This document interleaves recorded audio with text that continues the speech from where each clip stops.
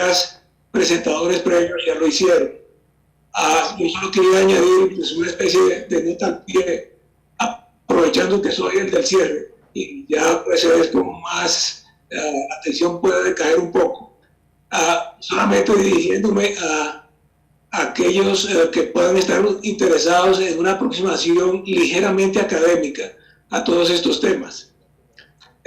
Por supuesto, yo no puedo opinar en el detalle de las cosas que están pasando allá. Simplemente puedo hacer una comparación con los problemas como los enfrentan otros en otras partes.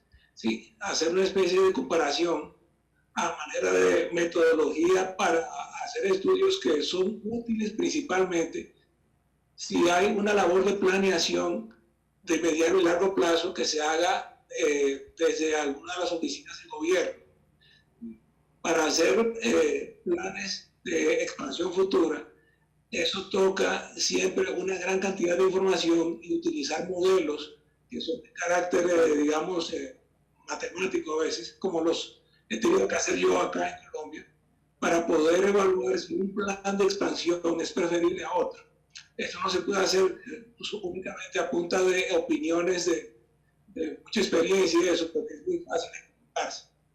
Es preferible tener algún esquema que le permita a uno saber y evaluar la bondad que puede tener un plan de expansión futura que uno vaya a ejercer, dado que una cantidad de opciones. Por un lado, los precios al consumidor final, por otro lado, las restricciones de emisiones, y por otro lado, restricciones de regulación que tienen que ver con cantidades de detalles que son propios del medio particular. Sí, ¿cómo procedemos a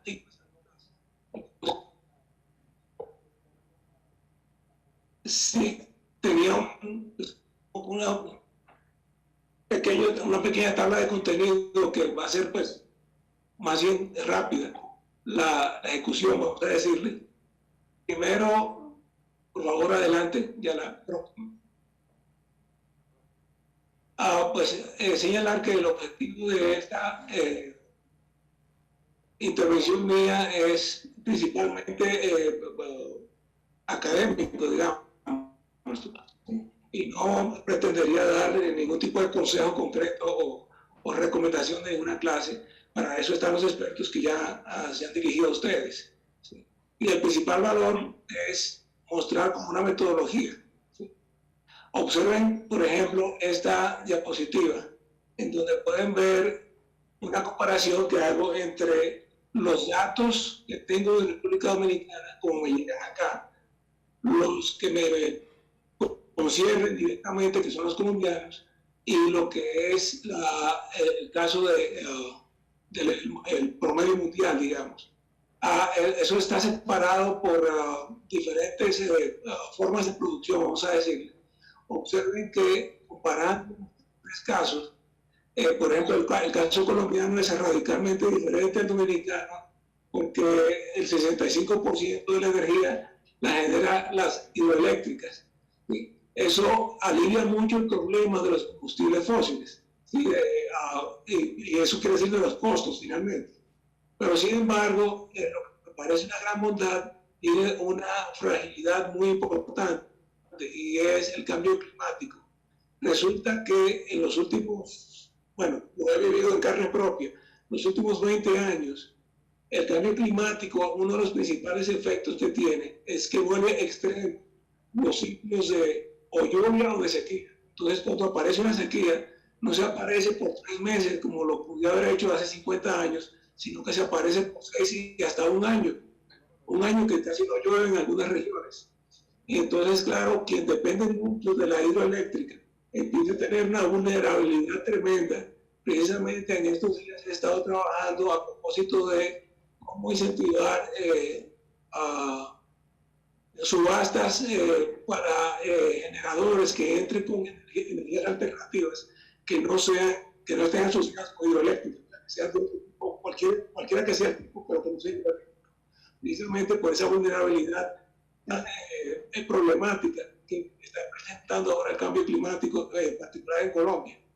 La última vez casi nos causó un apagón, hace menos de un año, ese problema. La siguiente, por favor. Aquí, a ver si yo puedo... Un segundo, por favor.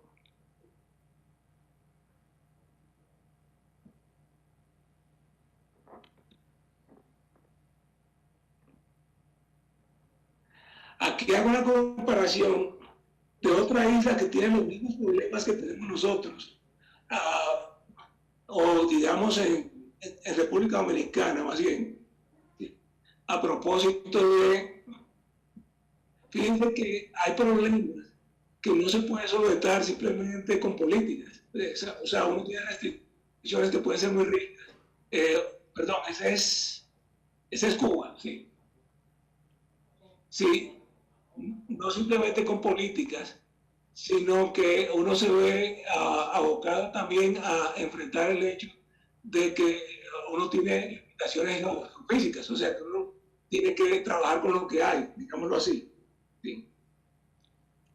Entonces, por ejemplo, las soluciones de un sitio como Cuba se vuelven muy diferentes a las de un sitio como República Dominicana, simplemente porque tienen restricciones muy diferentes de carácter geográfico. Digámoslo así, por ejemplo, ellos no tienen prácticamente capacidad hidroeléctrica. En República Dominicana hay un poquito más. ¿Sí? No usan carbón en absoluto. ¿Sí? Y es la solución de ellos, por ejemplo. Si pasamos a la siguiente, este es el caso de otra isla, vamos a decir así, que no tiene recursos, pero ahora estamos hablando de Japón. Fíjense que la solución japonesa tiende a centralizar mucho sus esfuerzos en combustibles fósiles, justamente, ¿sí? Porque no tienen otro tipo de recursos. Realmente les toca pues importar mucha de su energía. Observen además que por razones de política, y ahora sí la política entra como un factor importante, han renunciado a la energía nuclear. De hecho, tienen casi todas las plantas paralizadas, en parte debido a un accidente terrible que tuvieron hace unos años en Fukushima. Sí. Entonces, aquí uno ve en el caso de Japón una combinación de limitación física y también limitación de política. Decidieron que no nuclear, entonces buscan soluciones que son óptimas para ellos. Pero esas soluciones, por lo general, no salen únicamente de digamos, una mesa de opinión de eso. Hay un poco de modelos detrás, que son de carácter cuantitativo, que van sugiriendo en qué dirección ofrecer subastas, incentivos para determinado tipo de oferta. ¿Sí? Y es un asunto delicado, ¿no, Rich?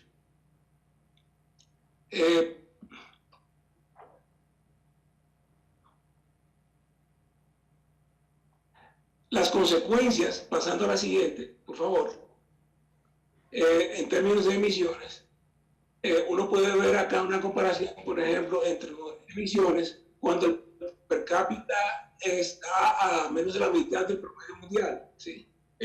Yo sí me declaro partidario de que hay que hacer el esfuerzo. Hay que hacer el esfuerzo de reducir emisiones per cápita, pero eso toca hacerlo restringiendo también, por lo que mencionaba el profesor Castillo, creo, ¿sí? A propósito de que ahora mismo el mercado dominicano parece tener una distribución de generadores en donde hay algunos que son muy ineficientes, ¿sí? Y esa ineficiencia sí se traduce también en nuestras emisiones. Entonces es como una reducción que también ataca el problema económico simultáneamente. Eso hay que hacerlo con un grado de estrategia, diría yo.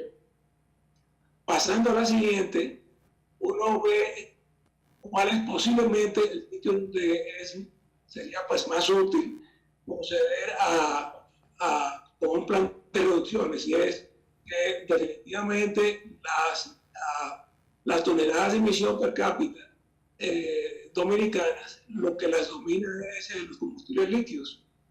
¿Sí? Entonces, por ejemplo, en esa en particular, sí sería muy importante sí, pertinente a ver cómo, si se va a sacar generación de algún tipo, uno empieza con las que tienen que ver con combustibles líquidos. Si Punta Catalina es tan eficiente como se la está recomendando, fíjense que efectivamente lo que tocaría hacer es la entrada de 700 y pico, 780 megavatios, creo, por ahí, de ese orden en todo caso, entre las dos unidades. Tiene que ser no solamente, no necesariamente para aumentar demasiado la potencia instalada, sino para ver cómo eso permite retirar algunos de los más ineficientes que casi seguro no van a estar en combustibles líquidos.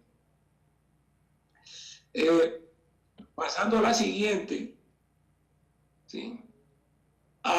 Observen que desde el punto de vista de emisiones por cantidad de energía consumida, República Dominicana es más ineficiente que Colombia y que el mundo. Y eso yo creo que tiene que ver en gran parte con alguna cosa relacionada con la forma en que se usa, o sea, el uso, digamos ya propiamente, el usuario final, o costumbres o algo de la economía que hace muy ineficiente el uso de la energía. Entonces, quizás eso tiene que ver, se me ocurre a mí, con el hecho de que República Dominicana, un renglón muy importante es la parte de servicios, o sea, el turismo, y quizás el turismo es lo que causa esa ineficiencia. Pero sí sería bueno como mirar de cerca por qué esa diferencia tan drástica es casi el doble de la mundial, ¿sí? Entonces, pues, por estudio. Pasando al caso eléctrico en particular, las pérdidas técnicas, porque pues, hablar de las no técnicas, eso se vuelve más un problema político que otra cosa. Pero hablando de las pérdidas técnicas, también se nota que República Dominicana podría tener ahí un sitio donde trabajar bastante, diría yo, para resolver el problema de las pérdidas técnicas, pero es que creo que fue el ingeniero Rivas justamente mencionaba medidas que se pueden tomar a propósito de esto, ¿sí? Y diría yo que casi que Perú, observen que el uso de energía para producir riqueza, o sea, el Producto Interno Bruto, no es particularmente bueno en comparación, por lo menos con Colombia, ¿sí? No digo con el mundo, porque hay una mezcla muy complicada de usuarios, pero por lo menos con un país que tiene algunas similaridades en algunos aspectos, ¿sí? La emisión de CO2 sí alcanza a ser como significativamente superior por dólar ganado en Producto Interno Bruto. De nuevo señalando a que habría mucho campo para gente que quiera analizar, aunque sea conceptualmente, el asunto de cómo reducir la ineficiencia de la economía colombiana.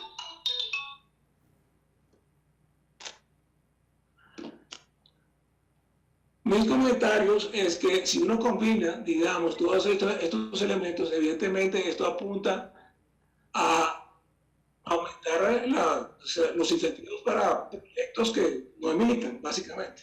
Se me ocurrió como ejemplo, sencillamente, pues no más, uno que he visto, que conozco, que es el de los cocos en Pedernales. Y claro que ese es eólico.